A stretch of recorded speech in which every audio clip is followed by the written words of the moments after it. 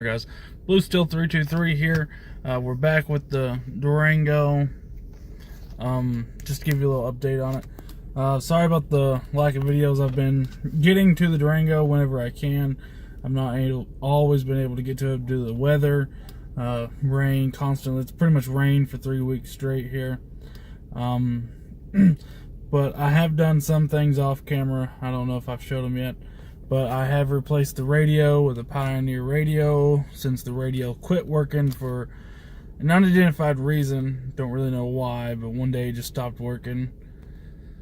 But let me go ahead and show that to you. Here's the Pioneer radio. Sorry, there's a sun glare. Try to get that adjusted. Pioneer radio. Got it replaced as the USB port. The sun not helping.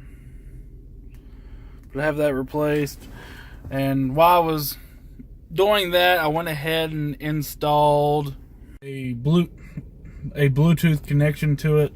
I have that here. You can see it hanging. That's the microphone for the Bluetooth connection, so I can do hands-free with my phone, listen to Pandora on my radio. And you know, I went high school era, and I went ahead and added a 12-inch kicker in the back just for the heck of giggles. I'm going to show that to you real quick.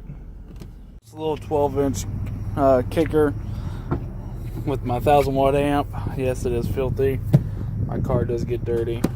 Got my power wires, my speaker wires, and my control wire is the same color. And a horrible ground, guys. Most people usually ground it under the seat.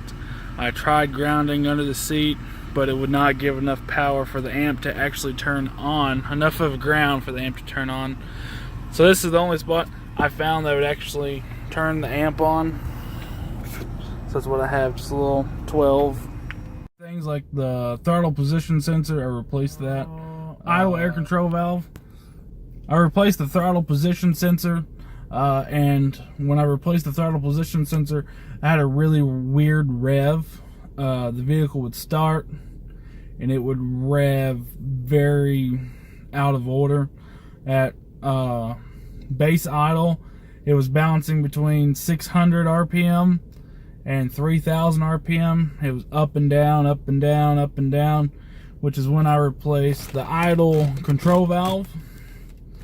Idle control, I think it's called an idle control valve. And ever since I replaced that, it's been back to regular idle. But I do have an engine light on, but I know what the engine light's for. I have a vacuum leak somewhere, so I gotta find where my vacuum leak is. Other than that, this has become my daily driver. I've racked up probably a couple thousand miles on it. 1,000 mile.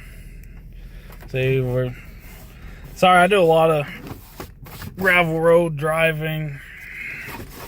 I definitely use this for a lot of field driving, so it's quite filthy. And I still haven't put my sun visor back in, my door frame. I still have the fuse out, fuse panel out.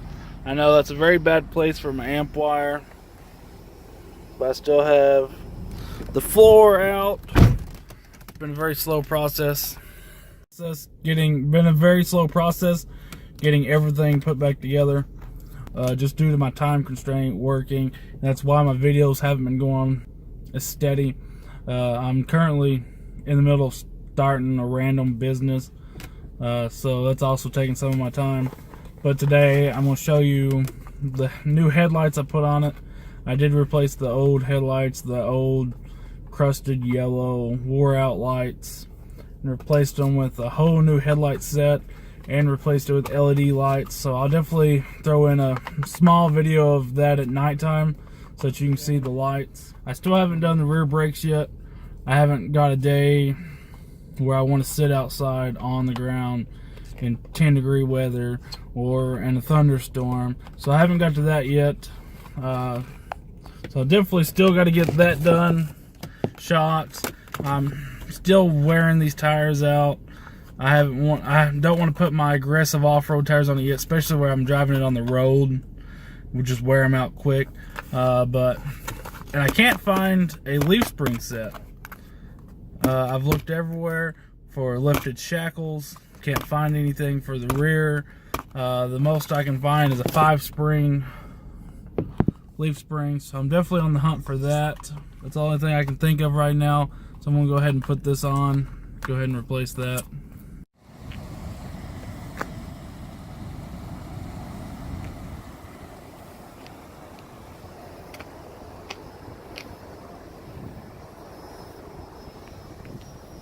Alright, here's just the outside of the vehicle, showing the headlights with the chrome front bumper and the new fog lights. I'm going to do a quick walk around, show the rear of it. I do have it parked up on about a 2.5-foot step, just to show that. This right here, that's how high I want the tire to be. I'd like to get a lift kit about that size. Coming over the other side, with the stock suspension, it does have a very great squat. Then you can see the basic straight tires that I have on it. They're wearing down very quickly. Alright guys, it's a little bit later in the day. Show you the headlights. Here's another better look at the headlights and the fog lights. They're a lot brighter, bright enough that it's blurring out. See if I can get the contrast on the light.